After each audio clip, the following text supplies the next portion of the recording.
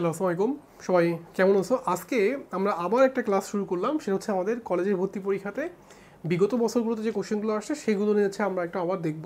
তো এটাকে আমি বলি হচ্ছে আমাদের কলেজ অ্যাডমিশনের ফাউন্ডেশন ক্লাস, বা তুমি এটাকে বলতে পারো হচ্ছে আমাদের এইচএসসি কি ভিত্তিমূলক ক্লাস। কারণ তোমাদের এসএসসি থেকে যখন তুমি এইচএসসি উঠছো, তোমাদের কিন্তু অনেক টপিক্সে একটু একটু ঝামেলা থাকে। সো সেই জিনিসগুলো আমি তোমাদেরকে জাস্ট মানে কোশ্চেন আকারে সলভ করার চেষ্টা করে দিব, ঠিক আছে? তো আমরা কথা না বাড়াই লেকচারটা শুরু করে দিই নাকি? আচ্ছা, দেখো আমাদের প্রথমে হচ্ছে অক্সিডাইজিং এজেন্ট এবং রিডিউসিং এজেন্ট। আমরা গত ক্লাসগুলোতে কিন্তু দেখছিলাম যে বিক্রিয়াগুলো থেকে অনেকগুলো কোশ্চেন আসছে। তো আজকে শুধুমাত্র আমরা এই জিনিসটা ভালো করে বুঝি যে আসলে অক্সিডাইজিং এজেন্ট এবং রিডিউসিং এজেন্ট এটা বলতে আসলে কি বোঝায়, বুঝছেন? সো অক্সিডাইজিং এজেন্ট, দেখো অক্সিডাইজিং এজেন্ট, ডাইজিং এজেন্ট, এটার বাংলা হচ্ছে আমাদের জারক। এটা হচ্ছে কি জারক, এটার নাম কি বলতো? জারক। আর জারকের কি হয়? জারকের হচ্ছে, তুমি মনে রাখবা, জারকের হচ্ছে বিজারণ হয়। জারকের কি হয়? জারকের বিজারণ হয়। জারকের কি হয়? বিজারণ হয়। আর জারণ হচ্ছে ইলেকট্রন গ্রহণ। আমরা কি মনে রাখবো? ইলেকট্রন গ্রহণ। দেখো এই একটা লাইন তুমি মনে রাখলে তুমি আসলে যে কোনো বিক্রিয়ায় বলতে পারবা যে আসলে কে জারক কে বিজারক, কার জারণ হচ্ছে কার বিজারণ হচ্ছে, ঠিক আছে? কি হবে দেখো, আমরা উল্টা কথা লিখি, reducing agent, reducing agent, reducing এজেন্টের কি হয়?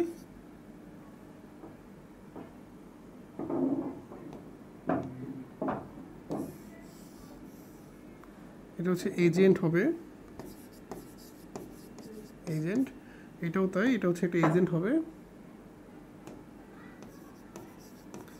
দেখো এজেন্ট মানে হচ্ছে আমরা লিখবো, এটা লিখবো হচ্ছে আমরা কি লিখবো বলো? এবার লিখবো হচ্ছে এটা হচ্ছে বিজারক। আমরা কি লিখবো বলো? এটা হচ্ছে একটা বিজারক এবং তার তার কি হবে? তার হচ্ছে জারণ হবে। তার কি হবে বলো তো? জারণ হবে এবং তার হচ্ছে ইলেকট্রন গ্রহণ হবে। খুবই সোজা, দেখছো? আমরা তাকে কি লিখবো? ইলেকট্রন গ্রহণ লিখবো। তাহলে অক্সিডাইজিং এজেন্ট মানে হচ্ছে যে ইলেকট্রন কি করে? গ্রহণ করে। আর সরি, রিডিউসিং এজেন্ট মানে হচ্ছে সেই ইলেকট্রন ত্যাগ করবে। এটা কি করবে? ত্যাগ করবে। খুবই সোজা, দেখছো? ইলেকট্রন কি করবে? ত্যাগ করবে। তাহলে অক্সিডাইজিং এজেন্ট মানে হচ্ছে যে জারক, মানে তার কি হয়? তার বিজারণ হয় এবং সে ইলেকট্রন গ্রহণ করে। আর রিডিউসিং এজেন্ট মানে হচ্ছে সে বিজারক, তার জারণ হয় এবং সে ইলেকট্রন ত্যাগ করে। খুবই সহজ, এর মধ্যে কোনো ঝামেলা নেই। তুমি জাস্ট এই লাইনটা মনে রাখবা, তুমি এখন থেকে যে কোনো কোশ্চেন দিলে জাস্ট বলে ফেলতে পারবা যে কে জারক কে বিজারক। যেমন তোমাকে যদি একটা বিক্রিয়া দিই, মনে করো বিক্রিয়াটা আমি এরকম দিলাম, জিঙ্ক প্লাস কপার সালফেট।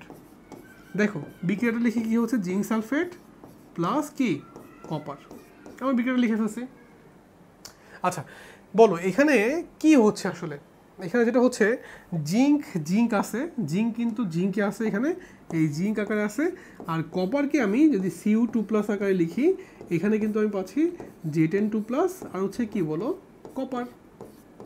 দেখো তো এরকম লিখতে পারি কিনা? তাহলে তুমি একটু খেয়াল করো, জিঙ্ক কি করছে এখানে? জিঙ্ক হচ্ছে এখানে দুইটা ইলেকট্রন ত্যাগ করছে। দেখো জিঙ্ক, সে দুইটা ইলেকট্রন ত্যাগ করছে, ত্যাগ করে কি হচ্ছে? Zn2+। আর কপার, কপার কি করছে? Copper2+, দেখো সে দুটো ইলেকট্রন নিচ্ছে, নিয়ে কি হচ্ছে? কপার হচ্ছে। তুমি খেয়াল করো, জিঙ্ক দুটো ইলেকট্রন ত্যাগ করলো, ত্যাগ করে সে কি হয়ে গেছে? Zn2+। এই দেখো Zn2+ হয়ে গেছে, দেখছো? আর Copper2+ দুটো ইলেকট্রন নিল, নিয়ে কি হয়ে গেছে? কপার হয়ে গেছে। তার মানে যে ইলেকট্রন ত্যাগ করে, তাকে আমরা কি বলতাম? তাকে আমরা বলতাম হচ্ছে বিজারক। সো এখানে এটা হচ্ছে আমাদের একটা বিজারক এবং এটাকে আমরা বলবো রিডিউসিং এজেন্ট। সে কি হচ্ছে? সে জারণ হচ্ছে, মানে সে জারিত হচ্ছে। ক্লিয়ার? আচ্ছা আবার দেখো, Copper2+, সে দুটো ইলেকট্রন নিছে, নিয়ে কি হয়েছে? কপার হয়েছে। তাহলে যে ইলেকট্রন নেয় তাকে আমরা কি বলি? তাকে জারক বলি এবং তার কি হয়? তার নিজের বিজারণ হয়, ঠিক আছে? সে নিজে বিজারিত হয়। ওকে, তাহলে কিন্তু এখানে জিঙ্ক কপারকে কি করছে? কপারকে হচ্ছে বিজারিত করছে, কিন্তু নিজে জারিত হচ্ছে। ক্লিয়ার কথা সবাই? আমরা কিন্তু খুব সহজভাবে বুঝলাম, আমরা কিন্তু কোনো ঝামেলার মধ্যে যাই নাই। আমরা জাস্ট এই জিনিসটাকে ক্লিয়ার করছি যে জিঙ্ক এখানে ইলেকট্রন ত্যাগ করছে, তখন সে কি হচ্ছে? সে তার জারণ হচ্ছে, সে জারিত হচ্ছে এবং কপারকে কিন্তু সে বিজারিত করছে। যেহেতু ইলেকট্রন দিচ্ছে, তার মানে কপারকে কিন্তু সে কি করছে? বিজারিত করছে। এবং কপার কিন্তু এখানে জারক, তার বিজারণ হচ্ছে, মানে সে বিজারিত হচ্ছে। দেখছো আমরা এই জারণ বিজারণ জিনিসটা নিয়ে যে এত ঝামেলা করি, আমরা এত পেইন খাই, আমরা কিন্তু এখন যদি এই লাইনটা মনে রাখতে পারি, আমরা কিন্তু সহজে যে কোনো জারণ বিজারণ বিক্রিয়ার ক্ষেত্রে আমরা বলতে পারবো যে আসলে কি হচ্ছে। সবাই ক্লিয়ার? তাহলে এরকমভাবে তুমি চিন্তা করবা যে আচ্ছা এখানে কিন্তু একটা জিনিস মনে রাখবা, এই যে সালফেট যেটা, এর কিন্তু কোনো ভূমিকা নেই, এ কিন্তু এখানে দর্শক আয়ন হিসেবে কাজ করবে। এখানে কি হিসেবে কাজ করবে? দর্শক আয়ন। কেন? দেখো সালফেট কিন্তু এখানে -2, সালফেট কিন্তু এখানেও -2। সালফেটে কি জারণ মান কোনো চেঞ্জ হয়েছে? দেখো তো হয় নাই। তার মানে এ কিন্তু এখানে কি হিসেবে কাজ করবে? দর্শক আয়ন। এটাকে আমরা বলি হচ্ছে দর্শক আয়ন। তাহলে দর্শক আয়ন জিনিসটা আমরা বুঝতে পারছি, যখন তার জারণ মানে কোনো চেঞ্জ হয় না, বিক্রিয়ক বা উৎপাদে একই থাকে, তখন সেটাকে আমরা বলি হচ্ছে দর্শক আয়ন। তাহলে দর্শক আয়ন নিয়ে আমাদের কোনো কোশ্চেন নাই, আমরা বুঝতে পারছি যে দর্শক আয়নটা আসলে কি। দেখো তো তোমরা বুঝছো কিনা? খুবই সহজ কিন্তু, আমরা কিন্তু এইভাবে কিন্তু আমরা দর্শক আয়নকে চিনতে পারবো, আমরা জারক বিজারককে চিনতে পারবো। সো তুমি এইভাবে কিন্তু যে কোনো বিক্রিয়া দিলে জাস্ট কনসেপচুয়াল চিন্তা ভাবনা করে তুমি কিন্তু অ্যান্সার করতে পারবা, ঠিক আছে? সো আমাদের এটা নিয়ে আর কোনো কোশ্চেন নাই, আমরা জারণ বিজারণ বিক্রিয়া বুঝতে পারছি, ঠিক আছে? কারো কোনো কোশ্চেন থাকলে আমাকে কমেন্ট বক্সে জানাবা, ঠিক আছে? ওকে, আমরা নেক্সট আরেকটা দেখি। পটাশিয়াম ডাইক্রোমেটে ক্রোমিয়ামের জারণ সংখ্যা কত হবে? ওকে, পটাশিয়াম ডাইক্রোমেটে ক্রোমিয়াম। আচ্ছা একটা কাজ করি, আমি তোমাকে এইটা জারণ মানটা বের করে তারপর লাস্টে তোমাকে হচ্ছে আমি তোমাকে কতগুলো বিক্রিয়া দিয়ে আমি বুঝাই দিব যে আসলে জারণ বিজারণ বিক্রিয়া কীভাবে চেঞ্জ হচ্ছে, ঠিক আছে? এটা আগে বের করে নিই আমরা। আচ্ছা না, আমরা একটা কাজ করি, আমরা ওই বিক্রিয়াটা আগে শেষ করে আসি। আমরা এখানে কতগুলো বিক্রিয়া লিখি, আমরা দেখি আসলে জারণ বিজারণ বিক্রিয়া কী হয়। মনে করো তোমাকে আমি একটা বিক্রিয়া দিলাম, বিক্রিয়াটা হচ্ছে, ধরো বিক্রিয়াটা দিলাম হচ্ছে নাইট্রোজেন প্লাস অক্সিজেন বিক্রিয়া করে কি হচ্ছে? NO হচ্ছে। ফার্স্টে তুমি এটা ফাইন্ড আউট করো যেটা জারণ বিজারণ বিক্রিয়া কি না। নাইট্রোজেন প্লাস অক্সিজেন বিক্রিয়া করে কি হচ্ছে বলতো? NO হচ্ছে। এটা কি একটা জারণ বিজারণ বিক্রিয়া? দেখি তো আমরা। এই দেখো নাইট্রোজেন হচ্ছে এখানে 0, অক্সিজেন হচ্ছে এখানে 0, নাইট্রোজেন হচ্ছে এখানে +2, অক্সিজেন হচ্ছে এখানে কি? অক্সিজেন হচ্ছে এখানে -2। তার মানে এটা হচ্ছে একটা জারণ বিজারণ বিক্রিয়া, কারণ জারণ মান চেঞ্জ হয়েছে। সো জারণ মান যেহেতু চেঞ্জ হয়েছে, আমরা বলতে পারি যে যেহেতু নাইট্রোজেন +2 হয়েছে, এ হচ্ছে আমাদের বিজারক, আর অক্সিজেন যেহেতু -2 হয়েছে, তাহলে এ হচ্ছে আমাদের জারক, কারণ সে ইলেকট্রন নিছে, ঠিক আছে? তো আমরা জারণ বিজারণ কিন্তু চিনতে পারছি, জাস্ট জারণ মানটা চেঞ্জ করলে আমরা কিন্তু বুঝতে পারবো। আচ্ছা আমরা আরেকটা বিক্রিয়া লিখি। মনে করো তোমাকে আমি বললাম FeCl3 প্লাস SnCl2।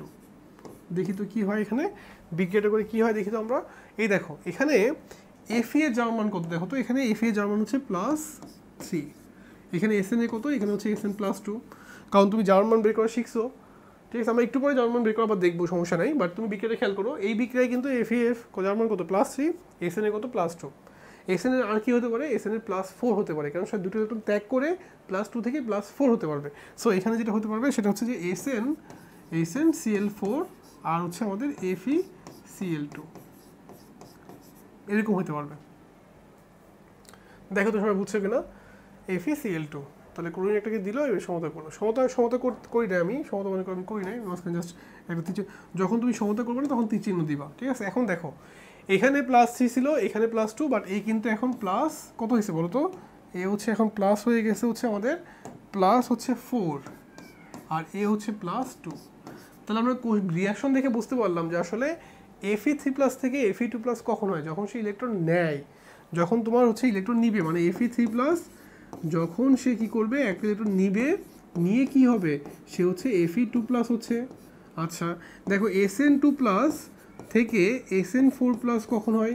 যখন সে কি করে, দুইটা ইলেকট্রন ত্যাগ করে, ত্যাগ করে, বুঝছেন? দেখেন তো বুঝছেন কিনা? তাহলে সেক্ষেত্রে আমাদের অবশ্যই কি করতে হবে, এখানে 2 লাগবে একটা, এখানে 2 লাগবে, তাহলে মিলবে 2 × 4 আর 4 4 8, হ্যাঁ মিলে গেছে। তাহলে আমরা বুঝতে এখানে তো দুটো ইলেকট্রন ত্যাগ করবে, আর এখানে তো একটা নিচে, তাহলে অবশ্যই এখানে 2 দিয়ে গুণ না করলে কিন্তু আমার অ্যান্সার মিলবে না। সেজন্য কিন্তু আমি এখানে 2 দিয়ে গুণ করছি, যে এখানে 2 দিলাম, এই যে এখানে 2 দিলাম, এখানে 2 দিলাম, এই মিলে গেল। এখন আমাকে বলো, এই যে বিক্রিয়াটা লিখলাম, ইলেকট্রন সমতা করছি, তাহলে এখানে জারককে, এখানে এ হচ্ছে আমাদের জারক, কারণ সে ইলেকট্রন নিচ্ছে, আর এ হচ্ছে আমাদের বিজারক, কারণ সে ইলেকট্রন ত্যাগ করছে। তাহলে আমরা জারক এবং বিজারকটা চিনতে পারলাম যে কে জারক কে বিজারক। যে ইলেকট্রন ত্যাগ করে সে হচ্ছে বিজারক, আর যে ইলেকট্রন নেয় সে হচ্ছে কি জারক। জারক কি হয়? জারক হচ্ছে বিজারিত হয়, তার বিজারণ ঘটে। জারকে কি ঘটে? বিজারণ ঘটে। আর বিজারকে কি হয়? বিজারকে জারণ ঘটে। দেখো এটা নিয়ে আমাদের কোনো কোশ্চেন নাই, আমরা এখন যে কোনো কোশ্চেন দিলে আমরা বুঝতে পারবো যে আসলে জার্মান বিজন বিক্রিয়াটা কেন হচ্ছে, কীভাবে হচ্ছে। সবাইকে বুঝতে পারছি? আচ্ছা, নেক্সট আরেকটা কোশ্চেন দেখি আমরা। এটা দেখি আমরা পটাশিয়াম ডাইক্রোমেটে ক্রোমিয়ামের জারণ সংখ্যা বের করতে হবে। জারণ সংখ্যা, জারণ মান কোনটা? K2Cr2O7 যোগে তোমাকে ক্রোমিয়াম বের করতে বলছে। ওকে, আচ্ছা আমরা একটা কাজ করি, আমরা একটু লিখে ফেলি যে এখানে কে কে আছে বলো। K2Cr2O7 আমরা এখানে লিখি 2 × 1 প্লাস ক্রোমিয়ামটাকে আমরা x ধরলাম, তাহলে 2x মাইনাস 2 × 7 ইকুয়ালস টু কী আসে বলো? 0 আসে। সো এই যোগে আমাদের x এর ভ্যালু পাচ্ছি কত? +6। তার মানে এখানে ক্রোমিয়ামের জারণ মান হচ্ছে +6। আমরা কিন্তু জারণ সংখ্যা বের করা শিখতে পারলাম, খুবই ইজি। জাস্ট তোমাকে যেটা বলবে তুমি সেটাকে 2 লিখবা, মানে সরি x লিখবা, x লিখে জাস্ট ক্যালকুলেশন করলে তুমি x এর মানটা পাইলে সেটা হচ্ছে ওই যোগে ক্রোমিয়ামের জারণ মান। ক্লিয়ার? আচ্ছা, আরেকটা কোশ্চেন দেখি আমরা। পটাশিয়াম পারম্যাঙ্গানেট K-4 এই যোগে ম্যাঙ্গানিজের জারণ মান কত? আমরা এখানে লিখি K-4 যেহেতু দিছে আমাদের, তাহলে আমরা লিখলাম K-MnO4 লিখে ফেললাম। আচ্ছা লিখছি। এবার দেখো পটাশিয়াম হচ্ছে এখানে 1, ম্যাঙ্গানিজটাকে আমি x ধরলাম, -2 × 4 ইকুয়ালস টু কি? 0। সো এখান থেকে আমরা পাচ্ছি x +7। তাহলে এই যোগে ম্যাঙ্গানিজ জারণ মান হচ্ছে +7। দেখছো খুবই সহজ, কিন্তু আমরা এই যোগে কি পেয়ে গেলাম? ম্যাঙ্গানিজের জারণ মানটা পেয়ে গেলাম। ম্যাঙ্গানিজের জারণ মান হচ্ছে কি? +7। দেখো আমরা বুঝছি কিনা, সবাই বুঝতে পারছি? আচ্ছা আরেকটা দেখি আমরা। সোডিয়াম থায়োসালফেট যোগে সালফারের জারণ সংখ্যা নির্ণয় করো। সোডিয়াম থায়োসালফেট যোগে কার জারণ? সালফারের।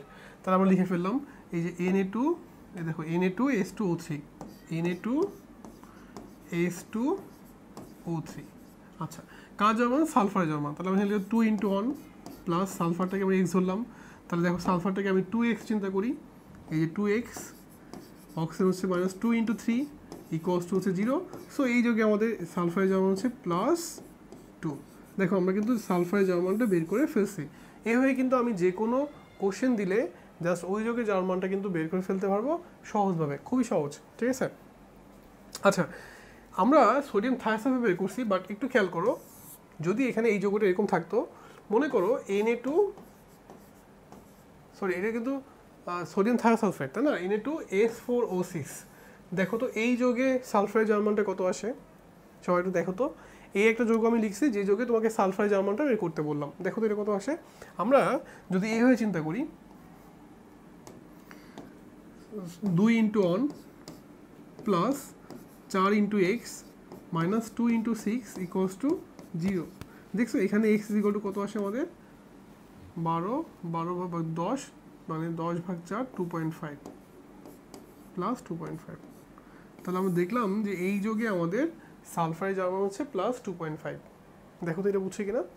আমরা এই যোগে সালফারের জারণ মানটা বের করে ফেলছি এবং সেটা হচ্ছে +2.5। দেখছেন খুবই সোজা। আমরা একটু চিন্তা করি, কনসেপচুয়াল জিনিস, কিন্তু এটা কঠিন না। আপনি জাস্ট একটু চিন্তা ভাবনা করলে বের করে ফেলতে পারবেন যে ওই যোগে জারণ মানটা কত হবে। কিন্তু 2.5টা কেন হয়েছে? দেখো সোডিয়াম থায়োসালফেট সে হচ্ছে একটা বিজারক, সে 0.5 ইলেকট্রন ত্যাগ করছে। কিন্তু কয়টা ইলেকট্রন ত্যাগ করছে? 0.5 ত্যাগ করে কিন্তু এইটা হয়েছে। দেখছো খেয়াল করো, সোডিয়াম এটা হয়েছে, কারণ এখানে 2.5 হওয়া মানে কি? যে +2 থেকে +2.5 হওয়া মানে কি? এই যৌগ থেকে তোমাকে অবশ্যই 0.5 ইলেকট্রন ত্যাগ করছে। এখন তুমি একটু বলো, 0.5 ইলেকট্রন কি মানে ফিজিক্যালি সম্ভব? ইলেকট্রনকে 2 ভাগ করে অর্ধেক দেওয়া সম্ভব? সম্ভব না। তাহলে এখানে যেটা হয়েছে যে সালফার কয়টা আছে বলো? এখানে 2টা আছে। জাস্ট 0.5 × 2, তার মানে আসলে মোট এখানে একটা ইলেকট্রন ত্যাগ করছে। কয়টা বলো তো? একটা ত্যাগ করে এই যেটা হয়েছে। বুঝছেন? সবসময় কেন্দ্রীয় পরমাণু যে সংখ্যাটা থাকে সেই সংখ্যাটা এখানে গুণ করতে হয়, গুণ করে দেখতে হয় সেই যৌগটা মোট কয়টা ইলেকট্রন ত্যাগ করছে। এখানে যেহেতু সালফার 2টা আছে, তাহলে সে 0.5 × 2 মানে এতগুলো ইলেকট্রন ত্যাগ করে তোমার এটা হয়েছে। সবাই ক্লিয়ার? আচ্ছা, তাহলে আমরা মোটামুটি বুঝতে পারলাম যে আসলে 2 থেকে 2.5টা কখন হয়েছে, এটা আমরা বুঝতে পারছি। আচ্ছা, আরেকটা কোশ্চেন দেখি আমরা। অ্যাডিপিক অ্যাসিডের রাসায়নিক সংকেত এটা তো জানি আমরা, COOH বন্ড, এখানে CH2 কয়টা হবে? 4টা, আর এখানে হবে হচ্ছে COOH। এইটা হচ্ছে একটা অ্যাডিপিক অ্যাসিডের রাসায়নিক সংকেত। এটা আমাদের সরাসরি মনে রাখতে হবে। আমরা এটা অর্গানিকে শিখছি যে অ্যাডিপিক অ্যাসিডের সংকেত হচ্ছে এটা। এগুলো কিন্তু আমি তোমাকে আজকে যা করাচ্ছি সবই কিন্তু বিগত বছরে ভর্তি পরীক্ষাতে, কলেজ ভর্তি পরীক্ষাতে আমাদের কোশ্চেন আসছে। ঠিক আছে? সো তোমরা যদি এই কোশ্চেনগুলো খুব ভালো করে দেখো, তোমাদের আসলে কলেজের ভর্তি পরীক্ষায় কেমিস্ট্রি পার্টটুকুতে খুব ইজিলি তোমরা অ্যান্সার করে ফেলতে পারবা, যদি কিনা তোমরা এটা কনসেপ্টটা ক্লিয়ার রাখো। আর এই জিনিসগুলো তোমাদের আসলে মানে কলেজের ভর্তি পরীক্ষাতে না লাগলেও তোমাদের আসলে মানে এসএসসির ফাউন্ডেশন ক্লাস। ঠিক আছে? সো তোমরা এগুলো মাথায় রাখবা। আমরা নেক্সট আরেকটা কোশ্চেন দেখি।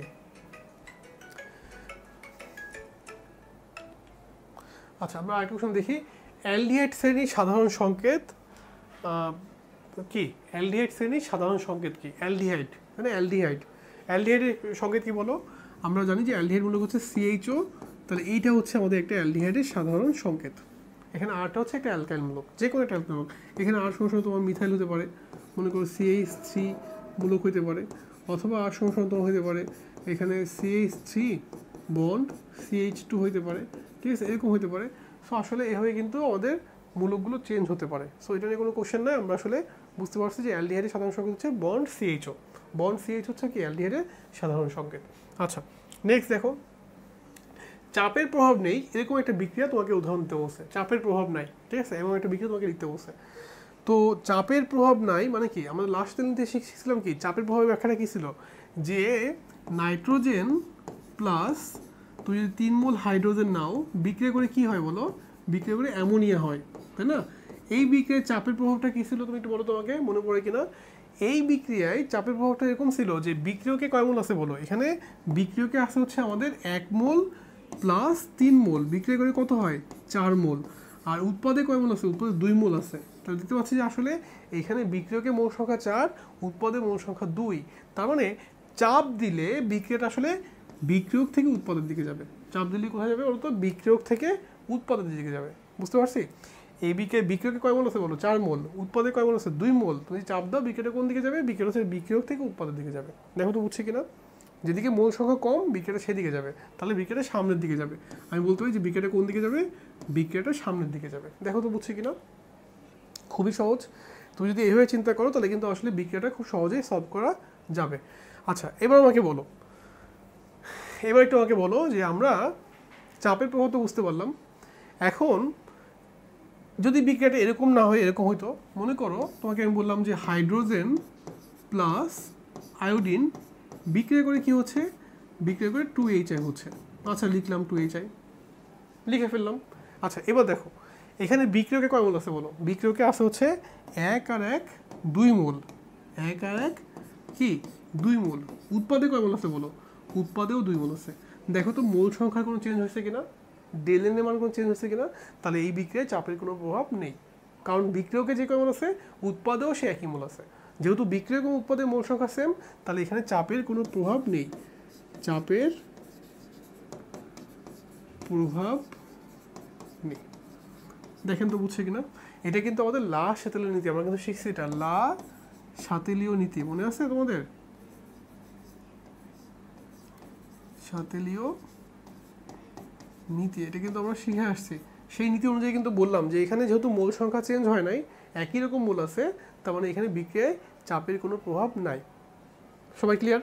আচ্ছা, আমরা তাহলে একবারে যেহেতু লাস্ট শিখছি, আমরা একটু দেখে নিই যে আসলে তাপমাত্রার কী প্রভাব আছে। আমরা দেখে আমরা মনে আছে যে নাইট্রোজেন প্লাস 3 মোল হাইড্রোজেন বিক্রিয়া করে কী হচ্ছিল ভাই আমাদের? 2 মোল অ্যামোনিয়া। এই যে আমরা এরকম কিন্তু শিখছিলাম 2 মোল অ্যামোনিয়া তৈরি হচ্ছিল। আমরা কিন্তু এরকম একটা বিক্রিয়া শিখছিলাম যে নাইট্রোজেন প্লাস হাইড্রোজেন বিক্রিয়া করে কি 2 মোল অ্যামোনিয়া হচ্ছিল। তো তোমাদের কিন্তু মনে আছে যে এই বিক্রিয়া কিন্তু আমাদের ডেলএইচের মানটা কী ছিল? -92 কিলোজুল। দেখো এইভাবে কিলোজুল পার মোল এইভাবে ছিল, তোমাদের কিন্তু এইভাবে বলা ছিল যে এই বিক্রিয়া এরকম তৈরি হচ্ছিল 92 কিলোজুল পার মোল। কিন্তু এটা কিন্তু এইভাবে না লিখে এইভাবে লেখা যায়। দেখো তোমরা কিন্তু এটাকে অন্য জিনিস মনে করো, এটা কিন্তু এইভাবে লেখা যায় যে নাইট্রোজেন প্লাস 3 মোল হাইড্রোজেন বিক্রিয়া করে 2 মোল অ্যামোনিয়া হচ্ছে, এবং এখানে হচ্ছে +92 কিলোজুল। এটাও কিন্তু লেখা যায়। তার মানে আমি এই বিক্রিয়াটাকে এইভাবে লিখতে পারি যে 92 কিলোজুল তাপ তৈরি হচ্ছে, অথবা এই বিক্রিয়ায় -92 কিলোজুল তাপ তৈরি হচ্ছে, এটা বলা যায়। এখন আমাকে বলো এটা কি তাপ উৎপাদন নাকি তাপ হারি? আমরা এইটা দেখে বুঝতে পারছি যেটা হচ্ছে একটা এক্সোথার্মিক রিয়াকশন। এটা হচ্ছে কি একটা এক্সোথার্মিক রিয়াকশন, ঠিক আছে? এটা হচ্ছে কি একটা এক্সোথার্মিক রিয়াকশন। ওকে, এখন আমাকে বলো তো তাপ দিলে বিক্রিয়াটা কোন দিকে যাবে? যেহেতু তাপ উৎপাদী বিক্রিয়া, তুমি যদি তাপ দাও তাহলে তো বিক্রিয়াটা সামনের দিকে যাবে না, কারণ ও তো তাপ তৈরি হচ্ছে। তো তুমি যদি আবার তাপ দাও তাহলে বিক্রিয়াটা কিন্তু রিভার্স করবে, মানে তাপ দিলে বিক্রিয়াটা এদিকে চলে আসবে, পিছনের দিকে চলে আসবে। আর যদি তাপ কমাই তাহলে বিক্রিয়াটা সামনের দিকে যাবে। তাহলে কিন্তু এটা আমরা জানি যে তাপ উৎপাদী বিক্রিয়া তুমি যদি তাপ দাও তাহলে বিক্রিয়াটা কিন্তু সামনের দিকে যাবে না, সে কী করবে? রিভার্স করবে, মানে উৎপাদ ভেঙে বিক্রিয়কে চলে যাবে। আর যদি তুমি উল্টা করো, মানে যদি তাপ কমাও তাহলে বিক্রিয়াটা সামনের দিকে যাবে। তাহলে তাপ হারি বিক্রিয়ার জন্য একরকম হবে, তাপ উৎপাদী বিক্রিয়ার জন্য একরকম হবে। সবাই কি বুঝতে পারছি? আচ্ছা, যদি এটা আমাদের তাপ উৎপাদী না হয়ে তাপ হারি হতো, মনে করো নাইট্রোজেন প্লাস এই যে অক্সিজেন বিক্রিয়া করে কি হচ্ছে বলো, 2NO। তো আমি জানি যে এই বিক্রিয়ায় ডেলিস হচ্ছে আমাদের কি প্লাস 180 কিলোজুল, আমরা কিন্তু এরকম জানি। দেখছো ডেলিস হচ্ছে কি এখানে 180 কিলোজুল। আচ্ছা, এখানে কি তাপ উৎপাদী নাকি তাপ হারি বলতো? এটা হচ্ছে আমাদের তাপ হারি বিক্রিয়া, এটাকে আমরা বলি হচ্ছে এন্ডোথার্মিক। এটাকে আমরা বলি হচ্ছে কি এন্ডোথার্মিক তাপ হারি বিক্রিয়া। এখন আমাকে বলো এই তাপ হারি বিক্রিয়ার ক্ষেত্রে কি হচ্ছে? তাপ হারি বিক্রিয়ার ক্ষেত্রে আমাদের তুমি যদি তাপ দাও তাহলে কিন্তু বিক্রিয়াটা সামনের দিকে যাবে, কারণ তাপ হারি বিক্রিয়া। তুমি যদি তাপ দাও তাহলে কিন্তু বিক্রিয়াটা সামনের দিকে যাচ্ছে, আর তুমি যদি তাপ কমাও তাহলে সেক্ষেত্রে বিক্রিয়াটা কোন দিকে যাবে? বিক্রিয়াটা পিছনের দিকে যাবে। বুঝছেন? তাহলে তাপ দিলে বিক্রিয়াটা সামনের দিকে যাবে, আর তাপ কমালে বিক্রিয়াটা পিছনের দিকে যাবে। তাহলে আমরা এগুলো একটু মনে রাখবো, এগুলো কিন্তু আমরা শিখে আসছি। বাট আমরা যখন আর কয়টা দিন পরে ক্লাস করব, আমরা এগুলো সুন্দর করে গ্রাফ দিয়ে বুঝবো। ঠিক আছে? আমরা তো এগুলো মুখে মুখে বলছি, বাট আমরা ইকুয়েশন দিয়ে গ্রাফ দিয়ে এগুলো বুঝবো, ম্যাথমেটিক্যালি বুঝবো, দেখবো যে এগুলো অনেক মজার, অনেক ইন্টারেস্টিং। তোমরা তো এগুলো তোমাদের মুখস্থ করতে হচ্ছে, বুঝতে না বুঝে অনেকটা, বাট তুমি যখন এগুলো গ্রাফ দিয়ে করবা, ম্যাথমেটিক্যাল ইকুয়েশন সলভ করে করবা, দেখবো যে এটা অনেক ইন্টারেস্টিং হয়ে গেছে। সো আমরা আর কদিন পর এটা করবো, বাট আজকে যেহেতু আমাদের এসএসসি লেভেলের আমরা কলেজে অ্যাডমিশনের ক্লাস করছি, সো আমাদের আসলে ওইটা এখন আমি তোমাদেরকে দেখাবো না, কারণ ওখানে অনেকগুলো ডিফারেন্সিয়েশন ইকুয়েশন আসবে, ইন্টিগ্রেশন আসবে। সো এটাই তোমার জন্য হচ্ছে নেক্সট আরেকটা কোনো ক্লাস হবে। ঠিক আছে? ওকে, নেক্সট আমরা দেখি একটা পারক্লোরিক অ্যাসিডে ক্লোরিনের জারণ সংখ্যা কত হবে। এটা তো আমরা খুব সহজ একটা কোশ্চেন। পারক্লোরিক অ্যাসিড মানে হচ্ছে HClO4। আমরা জাস্ট এখানে মান বসাই, অন প্লাস ক্লোরিনকে x ধরলাম, -2 × 4 = কি 0। সো x = আমাদের হচ্ছে এখানে +7। তাহলে পারক্লোরিক অ্যাসিডে ক্লোরিনের জারণ হচ্ছে +7। পারক্লোরিক অ্যাসিডে ক্লোরিনের জারণ হচ্ছে +7। খুবই সোজা, খুবই সোজা, দেখছেন? খুবই সোজা। এগুলো নিয়ে জারণ মান নিয়ে আমাদের কোনো কোশ্চেন নাই, আমরা এগুলো যে কোনোভাবে কোশ্চেন দিলেই পারবো। আচ্ছা, জিপসামের সংকেত কোনটা হবে? ক্যালসিয়াম সালফেট CaSO4 × 2H2, এটাকে আমরা বলি হচ্ছে জিপসাম। ঠিক আছে? তুমি অবশ্যই যেটা করবা যে অনেকগুলো যৌগের তুমি হচ্ছে সংকেত মানে বাণিজ্যিক নাম মনে রাখবা। দেখো ক্যালসিয়াম সালফেট হাইড্রেট, 2 অণু হাইড্রেট ক্যালসিয়াম সালফেটের নামই হচ্ছে জিপসাম, বাট এটা কিন্তু জিপসামটা কিন্তু বাণিজ্যিক নাম, আর এটা হচ্ছে কি মানে তোমার হচ্ছে রাসায়নিক নাম। সো তুমি বাণিজ্যিক নামগুলো একটু মনে রাখার চেষ্টা করবা।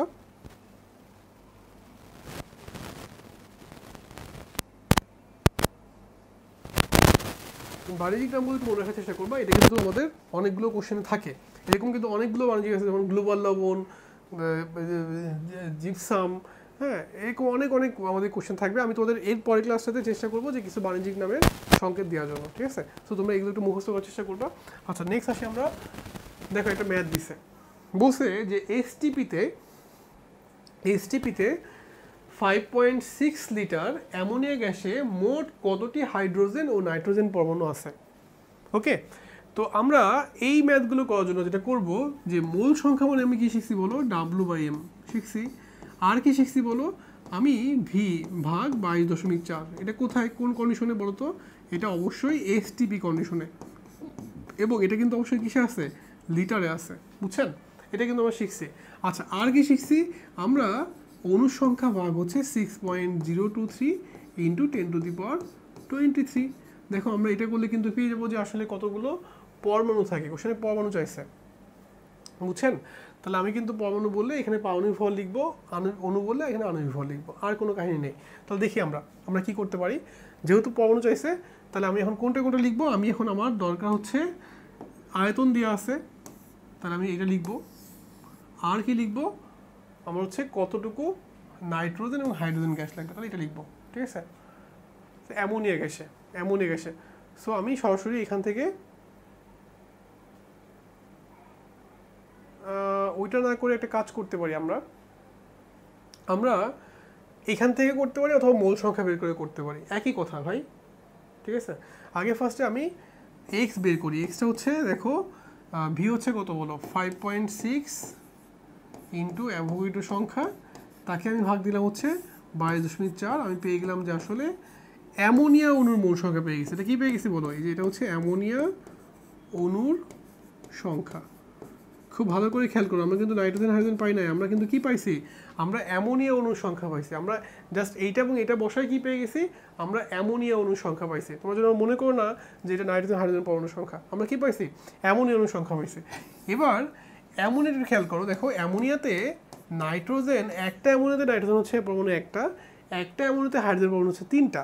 তার মানে এইখানে যে এক্স এর মান আসবে, নাইট্রোজেন পরমাণু হবে হচ্ছে সেই এক্স, আর হাইড্রোজেন পরমাণু হবে হচ্ছে থ্রাইস এক্স, এতটি, আর এখানে এতটি কি পরমাণু।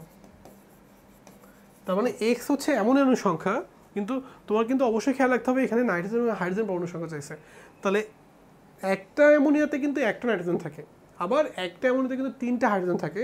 সো এই হিসেবে আমাদের আসলে এক্স এর যে মানটা আসবে ওইটা হচ্ছে নাইট্রোজেন পরমাণুর সংখ্যা, আর তাকে 3 দিয়ে গুণ করলে তুমি যেটা পেয়ে যাবে সেটা হচ্ছে তোমার কি, হাইড্রোজেন পরমাণুর সংখ্যা। এটা ভুল করলে কিন্তু হবে না, ঠিক আছে? সবাই একটু খেয়াল রাখবা, আমরা কিন্তু এই ম্যাক্সিমাম সময় এই জায়গাটাতে ভুল করে ফেলি। ওকে, আচ্ছা, নেক্সট আরেকটা কোশ্চেন দেখি আমরা। দেখো কি বলছে যে এসটিপিতে 50 গ্রাম কার্বন ডাই গ্যাসের আয়তন কত লিটার। এসটিপিতে 50 গ্রাম কার্বন ডাই গ্যাসের আয়তন কত লিটার। ওকে ফাইন, আমরা দেখি আমাদের এন ইজিকল টু কি, এন ইজিকল টু হচ্ছে ডাব্লু বাই এম লিখলাম, আমরা লিখলাম হচ্ছে ভি বাই 22.4 লিখলাম, ভি হচ্ছে কিসে আছে বলো, লিটারে আছে। আমরা লিখলাম এখানে হচ্ছে আয়তন কত লিটার, তাহলে আর অনুসংখ্যা লাগবে না, এখন আমরা এর মধ্যেই করতে পারবো। সো আমাদের কী কী দেওয়া আছে বলো, এখানে দেওয়া আছে হচ্ছে আমাদের এখানে কী দেওয়া আছে বলো, আমাদের দেওয়া আছে হচ্ছে ডাব্লু দেওয়া আছে, আর দেওয়া আছে হচ্ছে কোশ্চেনে আয়তন চাইছে, মানে এটা বের করতে হবে। তাহলে আমরা এখন সরাসরি এইটা লিখে দিব যে ডাব্লু বাই এম ইজিকলটা আমরা লিখবো কি বলো, ভি বাই 22.4। সো আমরা এখান থেকে কিন্তু ভি এর মানটা পেয়ে যাব, ঠিক আছে? আমাদের এখান থেকে কি পেয়ে যাব, আমরা এখান থেকে ভি পেয়ে যাব। ভি কত বলো, ভি ইজিকল টু হচ্ছে ডাব্লু ইন্টু 22.4 ভাগ হচ্ছে এম। সো 50 গ্রাম দিয়ে আছে, আমি এখানে 50 লিখলাম, ইন্টু 22.4 ভাগ হচ্ছে আমাদের কত হলো, ভাগ হচ্ছে আমাদের এম হচ্ছে 44। দেখো আমি এখান থেকে ক্যালকুলেশন করলে কি পেয়ে গেলাম, কত আয়তন আমার লিটার, আমি এটা পেয়ে যাবো। খুবই সহজ কিন্তু, মানে এই টাইপের কোশ্চেনগুলো যখন তোমাকে দিবে, জাস্ট তুমি মূল সংখ্যার কনসেপ্টটা মনে রাখবা, মূল সংখ্যার কনসেপ্ট ইউজ করলে তুমি কিন্তু করে ফেলতে পারবা। আচ্ছা, তোমাদের কিন্তু মনে রাখতে হবে যে মূল কিন্তু এটা কিন্তু অবশ্যই এসটিপিতে, এটা কোন কন্ডিশনে, এসটিপিতে এবং লিটারে। কিন্তু যদি এসএটিপি দেয় তাহলে কিন্তু তোমাকে লিখতে হবে 24.85, এটা কিন্তু অবশ্যই এসএটিপিতে, এসএটিপি, এটা খেয়াল রাখবা। আরেকটা জিনিস খেয়াল রাখবা, সেটা হচ্ছে যে আমরা কিন্তু এখানে আরও অনেক লিখতে পারি, আরও অনেক ফর্মে আনা যায়।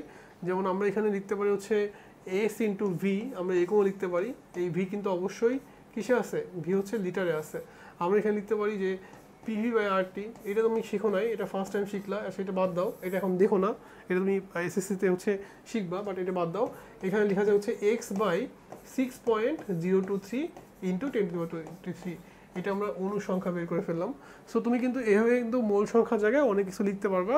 সো তোমার যখন যেটা দরকার তুমি তখন সেটা ইউজ করে অঙ্কটা করে ফেলবা, খুবই সহজ।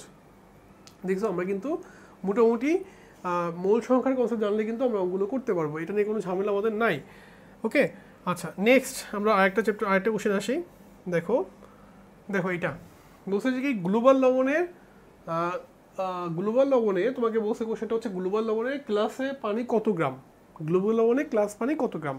আচ্ছা, গ্লোবাল লবণের সংকেতটা কি আমাদের জানতে হবে। দেখো সোডিয়াম সালফেট, এই যে সোডিয়াম Na2SO4 আর হচ্ছে ইন্টু 10 অণু পানি, এটা হচ্ছে আমাদের গ্লোবাল লবণের সংকেত। দেখো তোমরা বুঝছো কিনা, সোডিয়াম সালফেট ইন্টু 10 অণু পানি, এটাকে আমরা কি বলবো, এটা হচ্ছে আমাদের গ্লোবাল লবণ। ওকে, এখন বলছে যে 10 গ্রাম গ্লোবাল লবণের পানি কত গ্রাম আছে, 10 গ্রাম গ্লোবাল লবণে পানি কত গ্রাম আছে।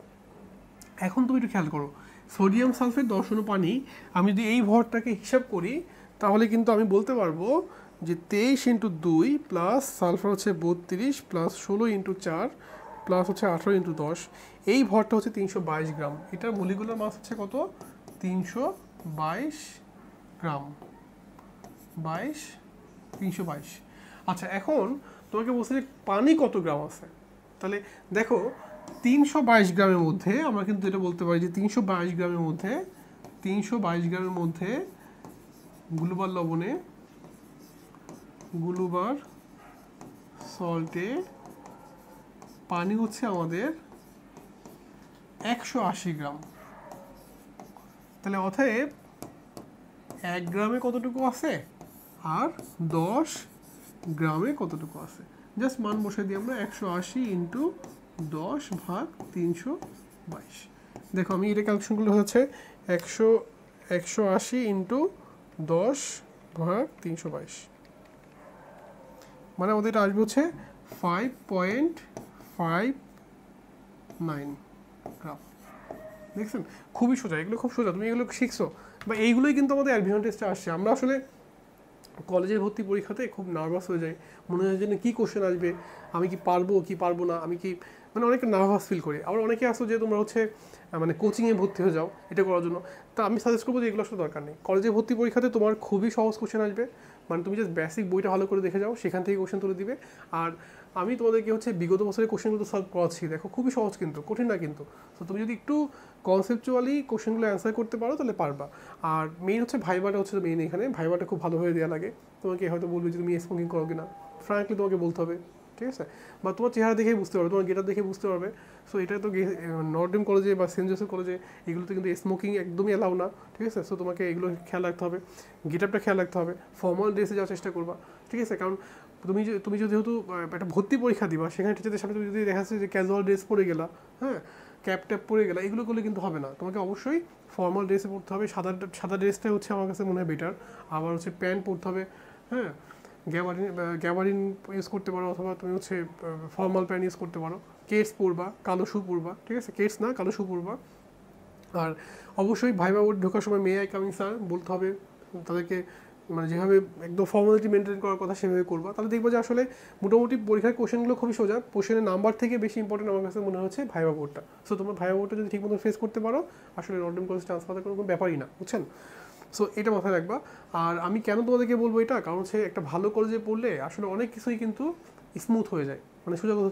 সেটা নর্ডেম কলেজ না, তুমি যদি তোমার জেলাতেও সবথেকে ভালো কলেজটাতে চান্স পেয়ে যাও, তাহলে তোমার জন্য স্মুথ কেন হবে? কারণ 10 জন ফ্রেন্ড যখন তোমার হবে যারা একই ক্যাটাগরির বা তোমার থেকে লেভেল আপের, তারা আসলে তোমাকে টেনে তুলবে, বুঝছেন? আর যখন তুমি একটা ফ্রেন্ড সার্কেল ম্যানেজ করবো যেখানে 10 জনের মধ্যে তুমি হচ্ছে একা একটু ভালো করো, বাকি 9 জন হচ্ছে তোমার থেকে ডাউন, তাহলে সেক্ষেত্রে তারা তোমাকে কি টান দিয়ে নিচের দিকে নামায় দিবে। সো তুমি এটা খেয়াল রাখবা যে কলেজ লাইফে এমন ফ্রেন্ড সার্কেল চুজ করবা যেন তাদের কাছে তুমি হেল্প পাও, তারা তোমাকে হচ্ছে কি পড়াশোনার দিক থেকে মেন্টাল মানে সাপোর্ট দেয়। কিন্তু মানে আমাদের কিন্তু অবশ্যই এই জিনিসটা মেনটেন করতে হবে। ফ্রেন্ড সার্কেল কিন্তু অনেক লাইফে অনেক ইম্পর্টেন্ট একটা পার্ট, ঠিক আছে? সো এটা মাথায় রাখবা। আমি আমার ভার্সিটি লাইফে যেটা করতাম, যে মনে করো পিএল এর পরীক্ষা, আমাদের পিএল একটা বন্ধ দেয়, মানে ফাইনাল পরীক্ষার আগে পিএল এর একটা বন্ধ থাকে, মানে 10 দিন বা 15 দিনে বন্ধ থাকে। তো আমরা যেটা করতাম যে ম্যাক্সিমাম ওই সময় আমরা হচ্ছে একটা রুম থাকতো, মনে করো 4-5 জনের একটা রুম থাকতো, ওই রুমে যাই আমরা হচ্ছে ফ্রেন্ড সার্কেলে বসে আমাদের প্রবলেমগুলো, মনে করো আমি একটা পারি, ও একটা পারে, দেন হচ্ছে ও আমাকে একটা বোঝা দিত, আমি একটা বোঝা দিতাম, এভাবে আমরা সলভ করতাম। হ্যাঁ, আমরা কিন্তু গ্রুপে স্টাডি করতাম। অনেকে থাকতো যে বুয়েট লাইফে হলে থাকতো না, হ্যাঁ, তারা বাইরে থাকতো, বাসায় থাকতো, কিন্তু পরীক্ষার আগে ওই যে পিএল এর বন্ধ, ওই সময় তারা সেই হলে কি 15 দিন 20 দিন তারা ওখানে মানে সবসময় পড়ে থাকতো পরীক্ষার আগে, বুঝছেন? সো এগুলো কিন্তু খুব ইম্পর্টেন্ট একটা জিনিস, যে কলেজ লাইফে তুমি ফ্রেন্ড সার্কেল খুব ভালোভাবে চুজ করবা, যেন তোমার পুরো কলেজ লাইফে তারা তোমাকে হেল্প করে, পড়াশোনার ব্যাপারে হোক, এক্সট্রা কারিকুলার অ্যাক্টিভিটিসের ব্যাপারে হোক, ঠিক আছে? যারা তোমার থেকে মানে তোমাকে টেনে তুলতে পারে, এরকম ফ্রেন্ড সার্কেল চুজ করবা, ঠিক আছে? বাট এমন ফ্রেন্ড সার্কেল চুজ করো না যে যারা হচ্ছে বাবা খেয়ে বেড়ায়, সিগারেট খেয়ে বেড়ায়, বা অন্যান্য যে জিনিসগুলো আছে, খারাপ যে দিকগুলো আছে সেগুলো, বা গেম খেলে বেড়ায়। হ্যাঁ, গেম খেলা কিন্তু খারাপ না ভাই, আমি গেম খেলা কিন্তু আমিও লাইফে অনেক গেম খেলছি। আমি লাইফে যে গেম খেলছি আমার মনে হয় তোমরা এতক্ষণে গেম খেলো নাই। হ্যাঁ, কল অফ ডিউটি যদি আজকে বের হতো, আমি আজকে ডাউনলোড করতাম, ডাউনলোড করে সেটা খেলে তারপর হচ্ছে অন্য কাজ করতাম। হ্যাঁ, এরকম গ্রাফিক্স কার্ড কিন্তু অনেক হাই দামের। সো এগুলো গেম খেলা খারাপ না, গেম খেলাটা ভালো, কিন্তু এটা নেশা করে ফেললে হবে না, ঠিক আছে? তোমাদেরকে অবশ্যই তুমি যখন বুয়েটে আসবা তখন সেখানে গেমিং কম্পিটিশন হবে, তোমার কল অফ ডিউটি বিভিন্ন গেম আছে, সেগুলো তোমার হচ্ছে কম্পিটিশন হবে, সেখানে ইন্টার ইউনিভার্সিটির মধ্যে কম্পিটিশন হবে, ইন্টার হলের মধ্যে কম্পিটিশন হবে, এরকম অনেক অনেক কিছু আমাদের হবে আর কি, বুঝছেন? সো বুয়েটে তো আসলে অনেকগুলো ক্লাব আছে, ডিবেটিং ক্লাব, এরকম অনেক অনেক ক্লাব আছে। সো তুমি তখন আসলে মাল্টি ডাইমেনশনাল হতে পারবে। বাট এখন কলেজ লাইফে একটু নিজেকে কন্ট্রোল করা শিখতে হবে এবং সেইভাবে প্রিপারেশন নিতে হবে, কারণ কলেজ লাইফটা কিন্তু অনেক কম সময়, ঠিক আছে? ওকে, সো তোমাদের মোটামুটি আমরা যদি কোনো কোশ্চেন থাকে আমাকে কমেন্ট বক্সে জানাবো, আমি তোদেরকে অ্যান্সার দেওয়ার চেষ্টা করবো। আর আমাদের হচ্ছে ওয়েবসাইটটা হচ্ছে enchina.com, তোমরা এখানে যে হচ্ছে কি তোমরা বিভিন্ন ধরনের কোর্স দেখতে পারবা, যে আসলে কোন কোন কোর্স রান হচ্ছে। আমি তোদেরকে কেমিস্ট্রি নিব, আর একজন ভাইয়া আছে বরুণ ভাইয়া, উনি তোদের ফিজিক্স নেবে, এরকম করে আমাদের সবগুলো সাবজেক্টই কিন্তু আসলে মানে কোর্স ওয়াইজ ভাগ করা আছে। তো তোমরা এখানে যে কোর্সগুলো নিতে পারবা, দেখতে পারবা, ঠিক আছে? ওকে, আমরা নেক্সট আসি আমরা দেখো 5 গ্রাম ভর একটা বস্তুকে শক্তিতে রূপান্তর করলে কত ইলেকট্রোভোল্ট শক্তি পাওয়া যাবে, ঠিক আছে। সো তোমরা সবাই কিন্তু জানো যে আইনস্টাইনের একটা ভর শক্তি সমীকরণ আছে। তোমাদের কি মনে আছে সমীকরণটা? দেখো তো, এই করে সমীকরণ কিন্তু আমরা প্রায় দেখি যে E = mc স্কোয়ার, বাট এটা কিন্তু আমরা আসলে ম্যাথ ওইভাবে করি নাই, বা করছি আমি জানি না, মানে করছি। তো এইটা হচ্ছে সেই ভর শক্তি সমীকরণ। যখন তুমি একটা বস্তুকে ভরে রূপান্তর করবা তখন, ভরকে যখন শক্তিতে রূপান্তর করবা তখন তার কাছ থেকে যে এতটুকু শক্তি পাওয়া যাবে, E = mc স্কয়ার শক্তি পাওয়া যাবে। এটা হচ্ছে আইনস্টাইনের বিখ্যাত ইকুয়েশন। তো এটা নিয়ে কিন্তু আমরা ফিজিক্সের মানে অনেক কথাবার্তা বলবো, অনেক কিছু শিখবো, কেমিস্ট্রিতে অনেক কিছু শিখবো, বাট এখন এত ডিটেলসে যাবো না। এখন জাস্ট আমরা এই ম্যাথটা একটু সলভ করে ফেলি, যেহেতু এটা আমাদের কোশ্চেনে আসছে। এখানে বলছে 5 গ্রাম, তাহলে আমি এখানে 5 গ্রাম লিখবো হচ্ছে 5, কিন্তু না ভাই, আমি 5 × 10⁻³ লিখবো, এটা হচ্ছে কেজি। আমরা এটা কি করলাম? আমরা কেজি করলাম, ইন্টু হচ্ছে আলোর বেগ হচ্ছে 3 × 10⁸, এটা করলে আমরা কি পেয়ে যাব? আমরা এটাকে স্কোয়ার করলে হচ্ছে আমরা কি মিটার পার সেকেন্ড করলে আমরা এই ফুল মানটা হচ্ছে কিসে পেয়ে যাব? বলতো জুলে পেয়ে যাব। এত জুল, শক্তির একক কি? শক্তির একক হচ্ছে জুল। তাহলে আমরা শক্তি জুলে মান পেয়ে গেলাম। কিন্তু তোমাকে কিন্তু কোশ্চেনে জুল বলে নাই, তোমাকে বলছে হচ্ছে কি, তোমাকে বলছে অবশ্যই কি, তোমাকে বলছে হচ্ছে আলোর বেগটা ইলেকট্রোভোল্টে বের করতে বলছে। তাহলে আমি লিখে ফেলি 4.5 × 10⁻14 জুল। এই দেখো আমরা জুল লিখে ফেলছি, ঠিক আছে, জুল লিখে ফেলছি। কিন্তু কোশ্চেন চাইছে কি, ভাই দেখো তো ইলেকট্রোভোল্ট, তোমাকে জানতে হবে যে 1 ইলেকট্রোভোল্ট মানে হচ্ছে 1 ইলেকট্রোভোল্ট মানে হচ্ছে 1.6 × 10⁻19 জুল, ঠিক আছে। এটা তোমাকে জানতে হবে, মানে ইলেকট্রনের চার্জের যে মানটা সেটা হচ্ছে আসলে 1 ইলেকট্রোভোল্ট এবং সেটা হচ্ছে কত? এত জুল। তাহলে আমি যদি এটাকে জাস্ট 1.6 × 10⁻19 দিয়ে ভাগ করি, তাহলে আমি পেয়ে যাব যে আসলে কত ইলেকট্রোভোল্ট, এটা কিন্তু আমি পেয়ে যাব, বুঝছেন? জাস্ট এই মানটাকে তুমি যদি এটা ভাগ দাও তো তুমি ইলেকট্রোভোল্ট পেয়ে যাবো। তার মানে হচ্ছে এটাকে যদি আমি ভাগ দিই 1.6 × 10⁻19, তাহলে আমি কি পেয়ে যাব? আমি পেয়ে যাব যে কত ইলেকট্রোভোল্ট। সো এটার অ্যান্সারটা হচ্ছে আমাদের 2.8125 × 10⁻33 ইলেকট্রোভোল্ট। এই দেখো আমরা ইলেকট্রোভোল্ট পেয়ে গেছি। তাহলে এইভাবে কিন্তু আমি যে কোনো কোশ্চেন দিলে জাস্ট ইলেকট্রোভোল্টকে জুলে বা জুলে থেকে ইলেকট্রোভোল্টে কনভার্ট করতে পারবো, যদি কিনা তুমি এই ইকুয়েশনটা জানো। এটা হচ্ছে আমাদের আইনস্টাইনের যে ভর শক্তি সমীকরণটা দিয়ে আছে সেই সমীকরণ থেকে এটা আমাদের আসছে। ওকে, আচ্ছা, নেক্সট আমরা আরেকটা কোশ্চেন আসি। দেখো আমাদের বলছে ডি ব্লক মৌল এবং অবস্থান্তর মৌলের মধ্যে পার্থক্যটা কি? ডি ব্লক মৌল এবং অবস্থান্তর মৌলের মধ্যে কি বলছে? পার্থক্য। দেখো তুমি ডি ব্লক মৌল জানো, যে সমস্ত মৌলের লাস্ট ইলেকট্রনটা কোথায় যায়? ডিতে যায়, তাকে আমরা কি বলি? D block. তুমি এস ব্লকও শিখছো। এস ব্লক হচ্ছে যাদের লাস্ট ইলেকট্রন কোথায় যায়? এসে যায়। পি মানে কি? যাদের লাস্ট ইলেকট্রন পিতে যায়। আর ডি ব্লক নেই, যাদের লাস্ট ইলেকট্রন ডিতে যায়। এটা তুমি জানো, ঠিক আছে। গ্রুপ 1 এবং 2 হচ্ছে এস ব্লক। গ্রুপ হচ্ছে তোমার 13, 14, 15, 16, 17, 18 হচ্ছে কি পি ব্লক। আর তোমার হচ্ছে মাঝখানে এগুলো যেগুলো হচ্ছে সেগুলো হচ্ছে কি আমাদের 3 থেকে 12 পর্যন্ত, এগুলো হচ্ছে আমাদের ডি ব্লক। এটা আমরা শিখছি। বাট অবস্থান্তর মৌলটা কি দেখি আমরা। দেখো ডি ব্লক মৌলের ক্ষেত্রে কি হয়? ডি ব্লক মৌলের ক্ষেত্রে অবশ্যই ইলেকট্রন থাকবে হচ্ছে D1 থেকে D9। যে সমস্ত মৌলের লাস্ট শেলের ইলেকট্রনটা D1 থেকে 9, তা সেগুলোকে আমরা বলবো হচ্ছে অবস্থান্তর মৌল। অবস্থান্তর মৌল, ঠিক আছে। তাহলে এটা তোমাকে মাথায় রাখতে হবে যে আসলে যে সমস্ত মৌলের লাস্ট ইলেকট্রনটা D1 থেকে 9 তারা হচ্ছে অবস্থান্তর মৌল। আর যাদের D10 বা D0 তারা কিন্তু কি? তারা কিন্তু ডি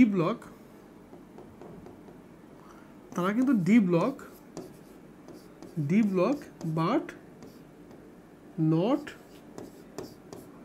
ট্রানজিশন এলিমেন্ট।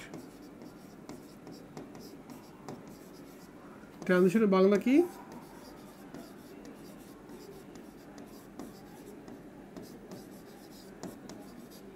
ঠিক আছে, অবস্থান্তর মৌল। তো তোমাকে মাথায় রাখতে হবে যে সমস্ত মৌলের লাস্ট শেলের D10 আছে তারা কিন্তু অবস্থান্তর মৌল না, তারা হচ্ছে কি ডি ব্লক মৌল বাট অবস্থান্তর মৌল না, ঠিক আছে। তো বেসিক পার্থক্যটা হচ্ছে এটা। যদি আমি বলি ধরো জিঙ্কের তো একটু খেয়াল করো, জিঙ্কের লাস্ট শেলে কয়টা আছে দেখো তো। জিঙ্ক হচ্ছে 30। আমি যদি এটা দেখি তাহলে এই যে আর্গন হচ্ছে 18, 4s2 3d কিন্তু 4s2 3d কিন্তু 10। দেখো এখানে কিন্তু লাস্টে কি আছে? 10 আছে। তাহলে এ কিন্তু অবস্থান্তর মৌল না, বাট ডি ব্লক মৌল। আবার তুমি কপার দেখো, কপার হচ্ছে 29। সো এখানে কিন্তু আমরা জানি যে আর্গন হচ্ছে 18, এই যে আর্গন হচ্ছে 18, 4s on 3d10। এখন তুমি বলতে পারো যে স্যার তাহলে তো আপনি বললেন যে 3d10 থাকলে সেটা হচ্ছে অবস্থান্তর মৌল হবে না। আরে ভাই, এখানে যে 4s মানে এখানে কিন্তু হিসেবে আগে ছিল হচ্ছে 4s2, তারপর হচ্ছে তোমার 3d9, এখানে তো 9 ছিল, কিন্তু ওরা স্থায়িত্বশীল হওয়ার জন্য কিন্তু কি করছে যে এস থেকে ইলেকট্রন ডিতে দিছে, 10 করছে, যার কারণে কিন্তু সে এরকম ফর্মে আসছে, কিন্তু আসলে তো চেহারাটা এরকম ছিল।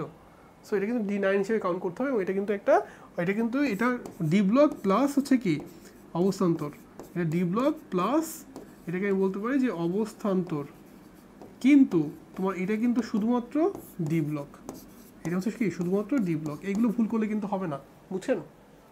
কোনটা ডি ব্লক এবং কোনটা অবস্থান্তর মৌল তোমাকে বুঝতে হবে। এটা যদি D10 থাকে তাহলে সেটা কিন্তু অবশ্যই কি মানে D4s to 3d10, তাহলে সেটা হচ্ছে অবশ্যই ডি ব্লক বাট নট অবস্থান্তর।